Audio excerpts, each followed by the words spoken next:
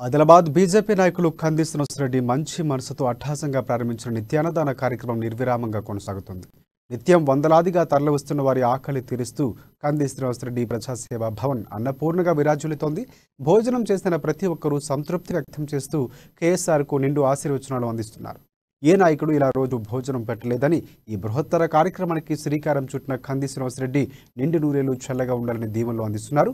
ఇక రాజకీయంగా మరింత ఎత్తుకు ఎదగాలని ఆకాంక్షిస్తున్నారు.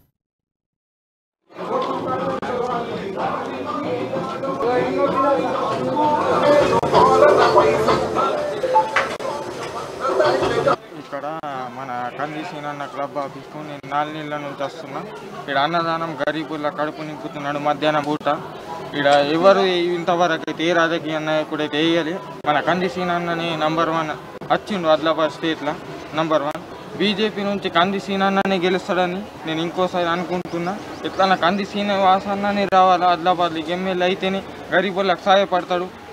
నమ్మకం ఉన్న ఆదిలాబాద్ ప్రజల మీద. ఆదిలాబాద్ ఊరుకు తిరిగి వాడవాడకు తిరిగి గరీబుల పరిస్థితి తెలుసుకుంటున్నాడు. అన్న మీరు ఎట్లున్నారు, ఏం మంచిగా ఉన్నదా? మరి ఇన్ని రోజులు 14 సంవత్సరాల నుంచి జోగిరామన్ ఎమ్మెల్యే ఉండి ఇప్పటి వరకు ఏం చేయాలి, మొత్తం దోసుకుంటున్నాడు పైసలు. కాబట్టి ఇప్పటి వరకు డబుల్ బెడ్రూమ్ అన్నాడు, డబుల్ బెడ్రూమ్ ఇంకా కట్టించాలకు ఎవరు రారు. మొత్తం నీళ్ళు కొట్ట నీళ్ళు, మొత్తం సిమెంట్ పోతున్నది, ఏం లేదన్నారు, మొత్తం కూలిపోయేటట్టున్నాయి అవి.